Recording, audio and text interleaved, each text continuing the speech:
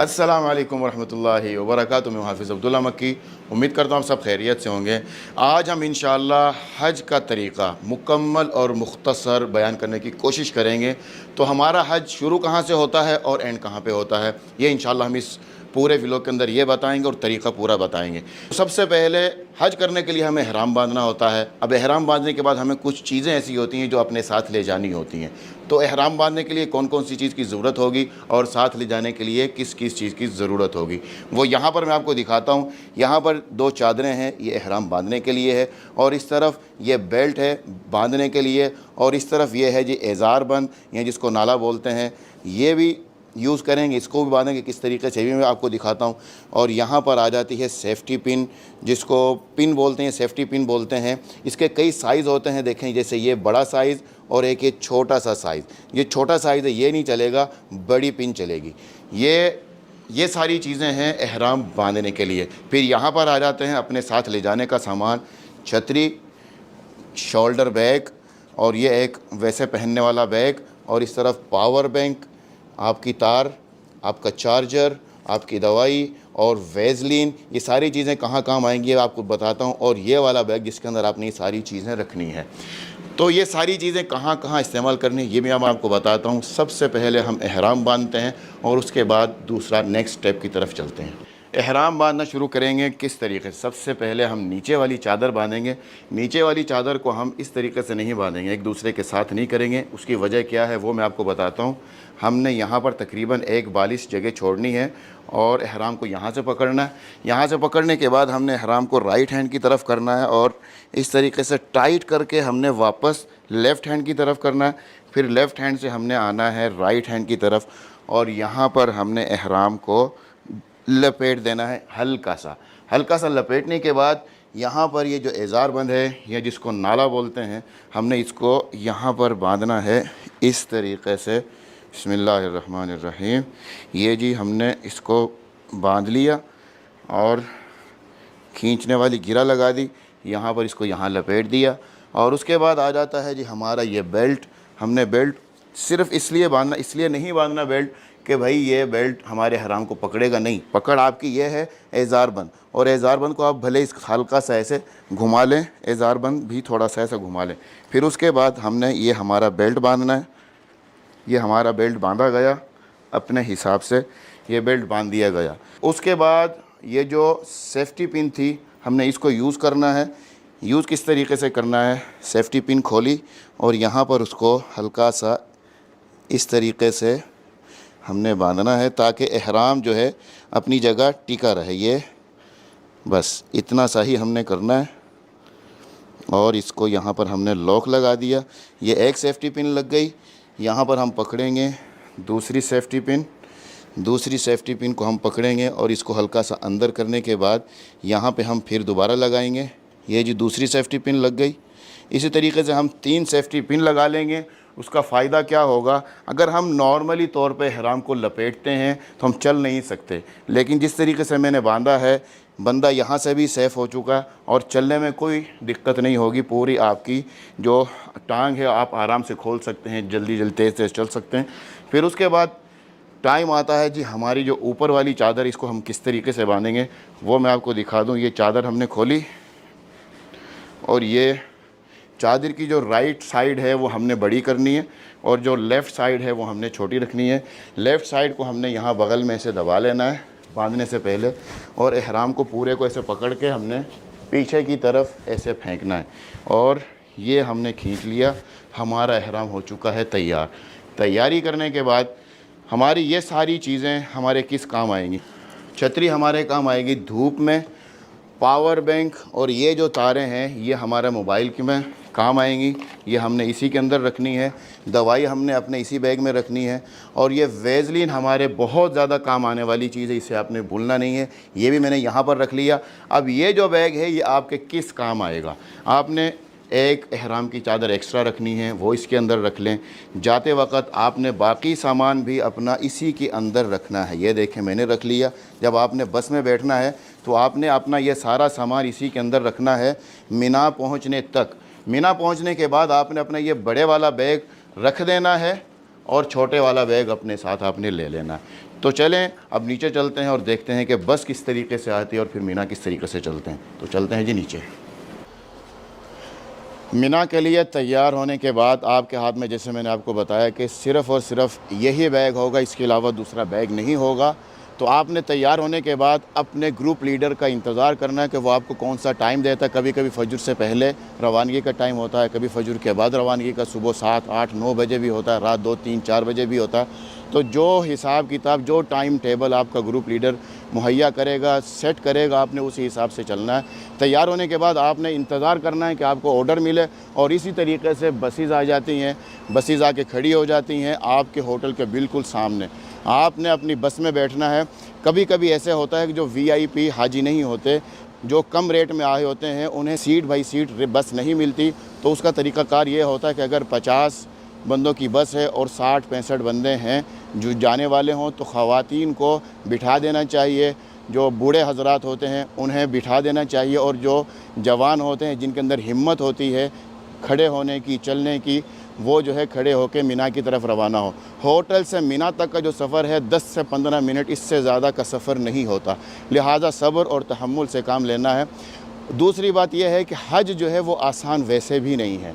लिहाजा ये चीज़ जब आपके जहन में होगी कि हज आसान नहीं है, आप बहुत आसानी से ये सारा टाइम गुजार लेंगे। तो यहाँ से मीना जाने के बाद आपको अपना खेमा किस तरीके से मिलेगा, वहाँ चलते हैं और जाके देखते हैं कि मीना किस तरीके से अटेंड किया जाता है, अपने अपने खेमे में कैसे चलते हैं। तो चलें मीना की तरफ। मीना पहुँच चुका हूँ। इसी तरीके से आप भी मीना पहुँचते हैं, और मीना हमेशा बस के ज़रिए ही पहुँचा जाता है। ये जो रोड आप देख रहे हैं, इस तरफ से बसेस आ रही होती हैं। ये है तरीक़ अल जौहरा, तरीक़ अल जौहरा है, सूक़ अल अरब है, और बैक साइड पे भी एक रोड है। जब आप मीना पहुंचते हैं तो सारी पूरी लाइन यहाँ पर बसेस की लगी होती है। आप अपनी बस से उतरते हैं। बस से उतरने के बाद इस तरीके से आपका एक ग्रुप लीडर होता है, और उसके हाथ में, ग्रुप लीडर के साथ जो लड़के काम कर रहे होते हैं उनके हाथ में झंडा होता है। आपने उस झंडे को गौर से देखना है और हमेशा उसी के पीछे चलना है, ताकि पीछे ना हो, क्योंकि यहाँ पर रश बहुत ज़्यादा होता है। तो इस तरीके से जब आप अपनी बस से उतरते हैं, आपने बस से उतरने के बाद हल्का सा रुकना है, फ़ौरन अंदर नहीं जाना जब तक आपको ये ना कहा जाए कि हाय सब अंदर जाएं, क्योंकि झंडे वाला बंदा जो है वो आपके साथ आगे होगा। तो आपने बस से उतरना है, अपने ग्रुप लीडर के साथ साथ आपने खेमे के अंदर दाखिल होना है। इस तरीके से खेमे की इंट्रेंस होती है, और अंदर जब आप दाखिल होते हैं तो यहाँ पर आपके अलावा बहुत सारे हुज्जाज किराम होते हैं, और राहदारियाँ होती हैं। जैसे ये राहदारी है, इस तरफ राहदारी है, सामने राहदारी है, और ये खेमे बने हुए हैं। खेमे की पोजीशन 2 होती हैं, एक वीआईपी और एक नॉन वीआईपी।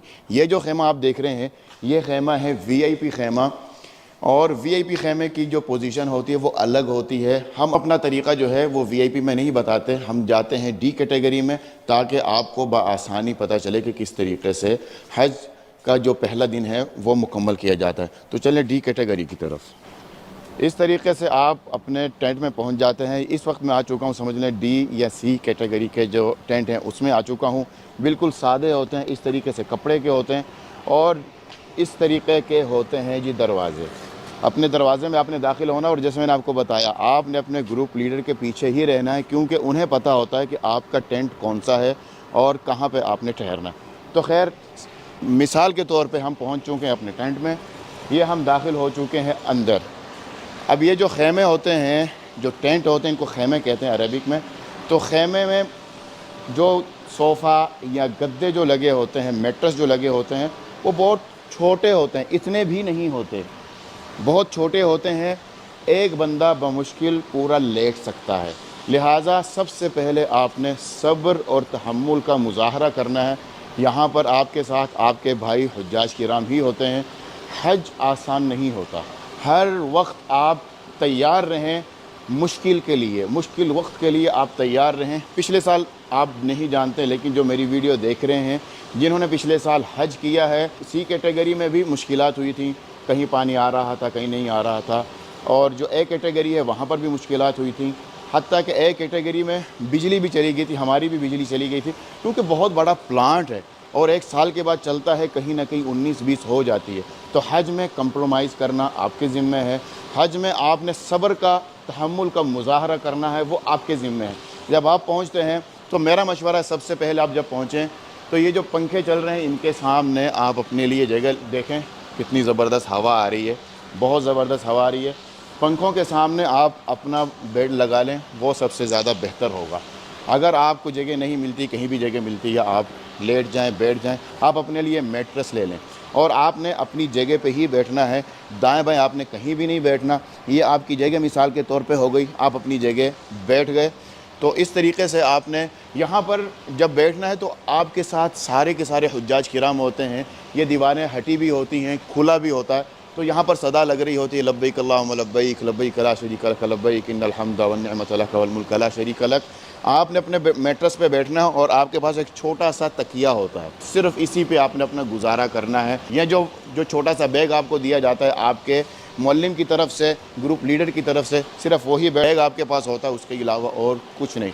तो यहाँ पर आपने जब रुकना है तो बहुत मुश्किल टाइम आपको महसूस होगा, ऐसे महसूस होगा कि मैं अब क्या करूं, कहाँ आ गया, क्योंकि ये पूरा टेंट भरा होता है, बंदे के साथ बंदा जुड़ा होता है, गर्मी बहुत ज़्यादा महसूस होती है। थोड़ा सा टाइम आपने सब्र करना है, सुबह 10 बजे से लेके शाम 5 बजे तक, ये जो 11, 12, 1, 2, 3, 4, 5, 7 घंटे जो हैं वो आपने आराम से गुजारने हैं, तहम्मुल करके गुजारने। उसके बाद सब सेट हो जाता है, इत्तिफाक से सब बिल्कुल ठीक हो जाता है। यहाँ पर आपने एक दिन पूरा निकालना है। एक दिन पूरा निकालने के बाद रात के टाइम आपको बाकायदा इत्तला दे दी जाएगी कि आपने अरफात कितने बजे रवाना होना है। आपके जो मुअल्लिम होंगे वो आपको बता देंगे, टाइम टेबल दे देंगे और बसेस आ जाएंगी। आपने अपने ग्रुप के साथ तैयार होना है। अपना बैग, जो आपका बैग होगा पीछे लटकाने वाला, वो खेमे में ही छोड़ देना है। अपने साथ अरफात के लिए नहीं लेके जाना, कुछ भी नहीं लेके जाना सिवाय पानी और छतरी और अपनी दवाई, ज़रूरियात। दवाई आपने बिल्कुल कतई नहीं भूलनी। जब आपने होटल से निकलना है तब आपने अपनी दवाई वगैरह लेके निकलनी है। तो जब आप निकलने लगेंगे मिना से, इसी तरीके से ग्रुप लीडर के साथ आगे बंदा होगा झंडे वाला, जिसने झंडा पकड़ा होगा, और आप उसके पीछे पीछे होंगे। जब आप बाहर निकलेंगे तो आपको आपकी बस खड़ी नज़र आएगी, या बस के पहुंचने का टाइम नज़दीक होगा। आपने सब्र करना है और इंतज़ार करना है। जैसे ही आपकी बस पहुंचेगी आपने अपनी ही बस पे चढ़ना है, जिस तरतीब से आपको बताया होगा। इस तरीके से आपने अपने ग्रुप के साथ टेंट से बाहर निकलना है। और जब आप यहाँ पर पहुँचेंगे, आपके अलावा बहुत सारे लोग यहाँ पर खड़े होंगे। यहाँ पर मुख्तलिफ़ ग्रुप्स के, इंडियन, पाकिस्तान, बांग्लादेश और भी बहुत सारे ममालिक के जो ग्रुप्स होते हैं वो सब एक साथ निकलते हैं और एक जगह इकट्ठे हो जाते हैं। बिल्कुल एक जगह आपने भी इसी तरीके से इकट्ठे होना है ताकि आप बिछड़ ना जाएं, आपके अजीज़ आपसे बिछड़ ना जाएं। यहाँ से बसेस आ रही होती हैं, ऊपर से पुल के ऊपर से बसेस आती हैं और यहाँ पर आके खड़ी होती हैं। हर बस का लोगो लगा होता है और आपके ग्रुप लीडर को भी पता हो कि ये आपकी बस है, आपने अपनी ही बस पे चढ़ना है और यहाँ से निकलने की कोशिश करनी है। अगर कोई सीट की, किसी सीट के ऊपर कोई बंदा बैठा है, कोई सीट खाली नहीं है, तो आप खड़े होकर चले जाएं। ये एक नसीहत है, क्योंकि यहाँ पर आहिस्ता आहिस्ता आहिस्ता आहिस्ता बसेस कम होने लग जाती हैं। अरफात में बसेस रुकने लग जाती हैं, बसेस का आना बहुत मुश्किल हो जाता है। तो अगर आप खड़े होकर भी जाना चाहें, अगर आपके लिए सहूलत है, कोई मसला नहीं, आप जवान हैं, ताकत रखते हैं, तो बेहतर यही है कि आप बस पे चढ़ जाएं और अरफात पहुंच जाएं। यहाँ से अरफात का टाइम कितना होगा? 10 मिनट, 15 मिनट, बहुत ज़्यादा कोई रास्ते जाम ही हो गए 20 मिनट, आधा घंटा। ये आधा घंटा आप बर्दाश्त कर लेंगे तो आपको बड़ी सहूलत से अरफात में जगह मिल जाएगी और वहाँ पर बहुत कुछ होगा, बहुत अच्छा रह जाएगा। लेकिन अगर आप सीट के चक्कर में रह गए कि नहीं भाई मैं तो बैठ कर ही जाऊँगा, मैं तो खड़ा नहीं जाऊँगा, आपके लिए बहुत ज़्यादा मुश्किलात हो सकती हैं। तो निकलते वक्त आपने छतरी और पानी लेके ही निकलना है। यहाँ से चलते हैं अब अरफात, और अरफात जाके ये मैं दिखाता हूँ कि अरफात में आपने दिन किस तरीके से गुजारना है। तो चलते हैं अरफात की तरफ। अरफात पहुँच चुके हैं, इसी तरीके से आपने अरफात पहुँचना है। पूरे ये सारे खेमे तैयार होंगे और सदा लग रही होगी, लब्बैक अल्लाहुम्मा लब्बैक, लब्बैक ला शरीका लक लब्बैक, इन्नल हम्दा वन निअमत लक वल मुल्क ला शरीका लक।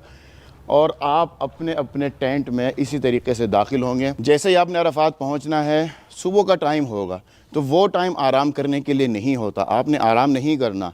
आपने अरफात पहुंचते ही आपने सबसे पहले अपना खेमा देखना है, लोकेशन लेनी है मोबाइल पे, और सीधे अपना, अगर आपका शौक़ है मस्जिद निमरा की तरफ जाने का, तो आपने सीधे मस्जिद निमरा की तरफ जाना है। अगर आपका शौक़ है जबल रहमत की तरफ जाने का, तो सुबह के टाइम ही आप ये सारा काम कर लें, क्योंकि ज़ोहर के टाइम फिर आपके अंदर ना हिम्मत होगी और ना ही वो मुनासिब टाइम होगा, गर्मी इतनी तेज़ होगी। तो जैसे अरफात पहुँचें, अपने अपने खेमे की लोकेशन लें। लोकेशन लेने के बाद आप मस्जिद निमरा की तरफ चले जाएं, जबल रहमत की तरफ चले जाएं। ज़ोहर से पहले, सुबह 11 बजने से पहले पहले आप वापस आ जाएं, ताकि जो दोपहर का टाइम है, तेज़ गर्मी का जो टाइम होगा, वो आपका अपने खेमे में ही गुजरे, बाहर ना गुजरे। उसके बाद असर के बाद आप कहीं और निकल सकते हैं, लेकिन रश बहुत ज़्यादा होगा, मुनासिब नहीं होता, बंदा गुम हो जाता है। यहाँ पर आपने जब दोपहर के टाइम आना है तो कोशिश ये करें आप कि आराम नहीं करें। ज़ोहर के बाद आप अपनी इबादत में मसरूफ़ हो जाएं। और एक बात का ज़रूर ख्याल करें, जो आपके ग्रुप के साथ जो दूसरे ग्रुप वाले होते हैं उनके साथ झगड़ा नहीं करें, क्योंकि अरफात में शैतान बहुत ज़्यादा वर्गलाता है। तो बेहतर है आप सब्र और तहम्मुल से बर्दाश्त करें, रुकें, सब्र और तहम्मुल से बर्दाश्त करें और अगले बंदे की बात का बुरा नहीं मानें, चुप कर जाएं, वो ज़्यादा बेहतर है। आप अपनी इबादत में मसरूफ़ रहें, ताकि हज, क्योंकि हज आपने बहुत मुश्किल से करना है। आप इतना पैसा लगा के आएँ और यहाँ आकर फिर झगड़े, क्या फ़ायदा। खैर, आपने यहाँ पर अपनी इबादत करनी है। असर के बाद आपने उठना है और उठ के आपने टेंट से बाहर निकलना है। और बाहर निकलने के बाद, जैसे मैं आपको बताऊँ, असर के बाद का टाइम इस वक्त भी हो चुका है और ये टाइम है इबादत का। खाना खाने के बाद, असर के बाद आपने अपने टेंट से बाहर निकलना है और आपने देखना है जैसे ये कोई दरख्त हो या दीवार हो, कोई ऐसी जगह जिसके पीछे आप खड़े होके इस तरीक़े से लोगों से आप थोड़ा सा अलग हो जाएं। इस तरीक़े से आप अपने लिए दुआ मांगें, अल्लाह ताला से गिड़गिड़ाएं, दुआ मांगें, मग़फ़िरत की, किसी भी चीज़ की, नेक हाजत की आप दुआ मांगें। दुआ मांगने के बाद आपने तैयारी पकड़नी है अरफात से मुज़दलिफ़ा रवाना होने के लिए। लेकिन इससे पहले मैं एक चीज़ भूल गया, आपने जब निकलना है अपने टेंट से, पानी और छतरी, ये दो चीज़ें आपने भूलनी नहीं है, क्योंकि पानी उस वक्त होता तो बहुत ज़्यादा है, लेकिन कुछ जगह ऐसी होती हैं जहाँ पर पानी नहीं मिलता, ठंडा पानी नहीं मिलता और बंदा परेशान होता है। तो आपने अपना बंदोबस्त करके निकलना है। अगर आपने अपने टेंट से बाहर निकल के घूमना है तो आप अपना बंदोबस्त करके निकलें। लब्बैक अल्लाहुम्मा लब्बैक, लब्बैक ला शरीक लक लब्बैक, इन्नल हम्द वन निअमत लक वल मुल्क ला शरीक लक। अरफात से आपने निकलना है मगरिब की नमाज़ के बाद, किसी भी टाइम। मगरिब की नमाज़ आपने वहाँ अदा नहीं करनी, आपने निकल जाना है, चाहे आपको इशा की नमाज़ का टाइम हो जाए, रात के 10 बज जाएँ, 11 बज जाए, 12, 1, 2, 3 बज जाए, आपने मगरिब की नमाज़ अदा नहीं करनी। आपने अरफात से मुज़दलिफ़ा के लिए निकलना है। और अगर आप ट्रेन से आते हैं तो ट्रेन का एक ख़ास, एक तो ट्रैक होता है, दूसरा ट्रेन से निकलने के बाद आपको कहीं और जाने नहीं दिया जाता है, उसके लिए ख़ास जगह बनाई होती है। इस तरीक़े से वहाँ पर कालीन बिछाए होते हैं, आपने वहाँ जाना है और वहाँ जाके आपने अपने लिए जगह देखनी है और आपने अपना बैठ जाना है, रात वहाँ गुजारनी है, क्योंकि मुज़दलिफ़ा है ही रात गुजारने के लिए। और अगर आप आते हैं बसेस में, तो बसेस का जो ट्रैक होता है वो दूसरी तरफ से होता है, बाहर से होता है, रोड से होता है, और उसी तरफ पार्किंग भी होती है, बस भी खड़ी की जाती है, और वहीं पर हुज्जाज किराम बस खड़ी की और निकले और अपना बिछाया और बैठ गए। ये जो ट्रैक है, जैसे जहाँ से मैं चलता हुआ आ रहा हूँ, ये है पैदल चलने वाला रास्ता। और इस वक्त मैं पैदल चलने वाले रास्ते के बिल्कुल एंड पे हूँ, मस्जिद के पास हूँ। ये सामने है मस्जिद, मस्जिद के बिल्कुल सामने हूँ।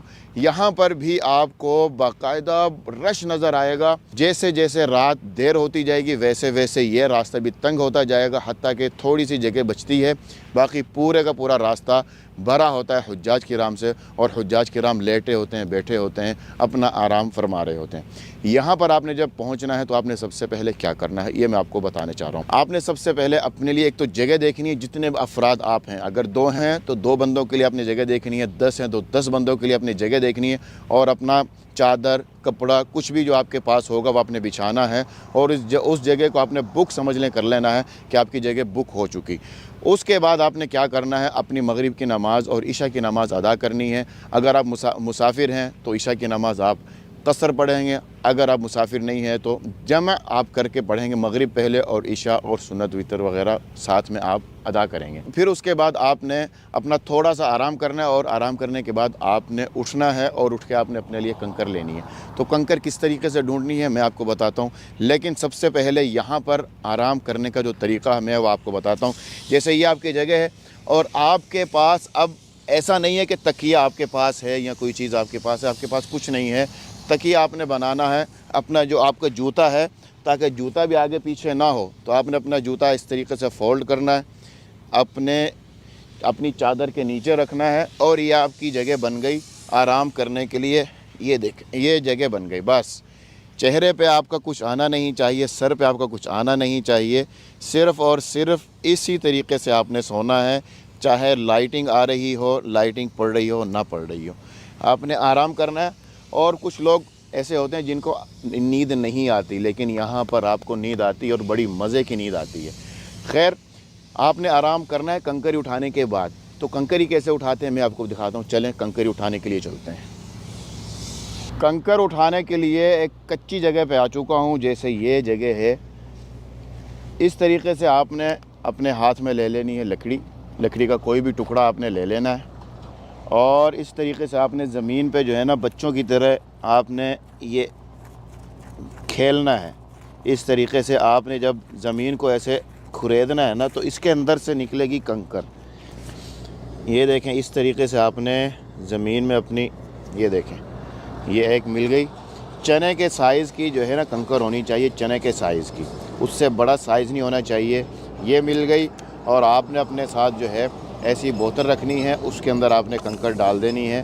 पहले दिन की 7, दूसरे दिन की 21, तीसरे दिन की 21, टोटल 49 कंकर आपने ढूंढनी है। और सारी की सारी कंकर आपको इसी तरीके से ढूंढनी पड़ेगी। हाँ, एक और चीज़, गवर्नमेंट की तरफ से भी बहुत सारी जगहों पे, जैसे यहाँ पर ये देखें यहाँ पर गवर्नमेंट की तरफ से भी बहुत सारी कंकर पड़ी हुई है। ये कंकर ही है, ये देखें, इसमें से भी आपको चुनना पड़ेगा। ये सारी कंकर नहीं है, चने के साइज़ के बराबर आपने लेनी है, उसको तोड़ के देखना है, ओके करके आपने रख लेनी है। जैसे ये एक और मिल गई, ये इस तरीके से आपको बहुत आसानी से मिल जाएगी, बहुत आसानी से मिल जाएगी कंकर। मुझे एक चीज़ याद आ गई, कुरान पाक में भी अल्लाह ताला फरमाते हैं, फ़इज़ा अफ़ज़्तुम मिन अरफ़ात अऊज़ु बिल्लाहि मिनश शैतानिर रजीम बिस्मिल्लाहिर रहमानिर रहीम फ़इज़ा अफ़ज़्तुम मिन अरफ़ातिन फ़ज़्कुरुल्लाह इंदल मशअरिल हराम वज़्कुरूहु कमा हदाकुम व इन कुंतुम मिन क़ब्लि लमिनद्दाल्लीन। कुरान पाक में मुज़दलिफ़ा का नाम मशअरिल हराम बताया गया है। ये जो मस्जिद है, ये मस्जिद अल मशअरिल हराम है, यानी कि मुज़दलिफ़ा की मस्जिद। तो मुज़दलिफ़ा में हमने रात गुजारनी है, और उसके बाद हमने फ़जर की नमाज़ के फ़ौरन बाद फ़जर की नमाज़ हमने अदा करनी है। फ़जर की नमाज़ के बाद हमने अपना सामान समेटना है।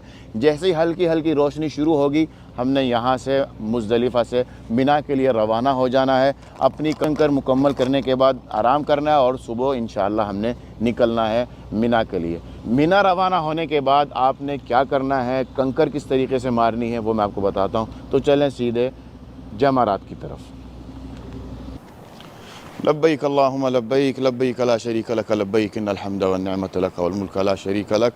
मुज़दलिफ़ा से 10 तारीख़ को जब आप वापस आते हैं मुज़दलिफ़ा से मिना के लिए, कुछ लोग बस के ज़रिए आते हैं और कुछ पैदल आते हैं। जो बसेस के साथ आते हैं उनका तो खैर रूट ही अलग होता है। ग्रुप लीडर जो है उनको बसेस में बिठाते हैं और पुल के ऊपर कहीं भी उतार देते हैं और अपने खेमे के नज़दीक पहुंच जाते हैं। लेकिन जो पैदल आते हैं वो इसी तरीके से आते हैं। ये छत्ता बाज़ार है, इसके नीचे से पैदल आने का रास्ता है। इसके अलावा भी जो दूसरे सूगल अरब है या सूगल जौहरा है, तरीक़ सूगल जौहरा है, वहाँ से भी आप पैदल आ सकते हैं। लेकिन अगर आप वहाँ से पैदल आते हैं तो धूप बहुत तेज़ होगी, आपको चलने में बहुत ज़्यादा दिक्कत होगी। लिहाजा बेहतर ये है कि जो पैदल वाला रास्ता चल रहा है, जिसके नीचे जो ज़मीन है वो इस तरीके से नहीं होती, वहाँ पर पत्थर लगे हुए हैं येलो कलर के और रेड कलर के, आप उन्हीं रास्तों पे चल के आएँ। और वो जो रास्ते हैं वो सीधे इस छत्ता बाज़ार के नीचे से जाते हैं और जाते हैं सीधे जमारात तक। जब आप आ रहे होते हैं तो यहाँ पर आपको गर्मी भी नहीं लगती। उसकी वजह यह है क्योंकि यहाँ पर पंखे लगे हुए हैं, पानी ठंडा पानी होता है बहुत ज़्यादा तादाद में। इस तरफ जो है ये देखें मेडिकल के लिए भी बहुत सारी सहूलत मौजूद है। यहाँ पर वाशरूम्स हैं।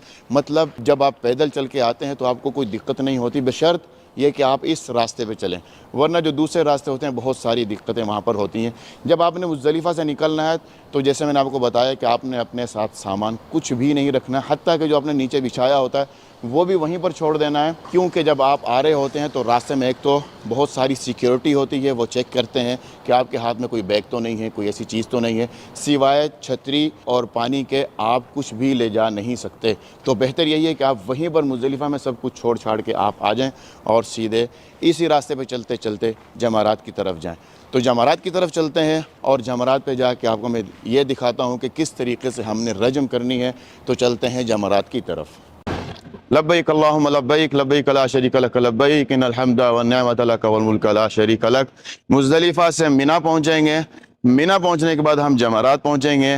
पहले दिन हमने छोटे शैतान को कंकरी नहीं मारनी और दूसरे को भी कंकरी नहीं मारनी, हमने डायरेक्ट बड़े शैतान को कंकरी मारनी है।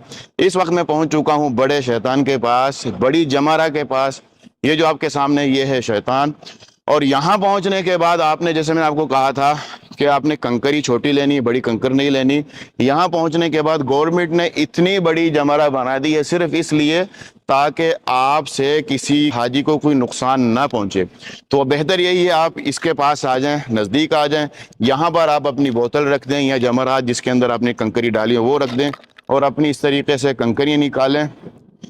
कंकरियाँ निकालने के बाद आपने कंकरियाँ मारनी है। कंकरियाँ मारने का जो सुन्नत तरीका वो ये है कि आपका क़िबला रुख आपने हो जाना है और रग़मल लिश्शैतान वरिदल लिर्रहमान बिस्मिल्लाह अल्लाहु अकबर पढ़ के ये आपने कंकरी इस तरीके से मारनी है, ज़्यादा ज़ोर से नहीं और दूर से भी आपने नहीं मारनी ताकि किसी के सर पे ना लगे। रग़मल लिश्शैतान वरिदल लिर्रहमान बिस्मिल्लाह अल्लाहु अकबर रग़मल लिश्शैतान वरिदल लिर्रहमान बिस्मिल्लाह अल्लाहु अकबर। इस तरीके से आपने अपनी सारी की सारी कंकरियाँ मार देनी है। पहले दिन की कंकरी आपने सिर्फ बड़े को मारनी है, दूसरे दिन की आपने कंकरी मारनी है छोटे को साथ, दरमियाने को साथ और बड़े को साथ। इसी तरीके से तीसरे दिन भी आपने इसी तरीके से मारनी है, तीनों को मारनी है साथ साथ।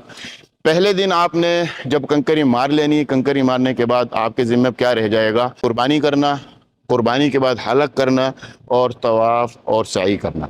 तो यहाँ पर हमारा जो हज था, हज का जो शेड्यूल था वो मैंने पूरा बता दिया।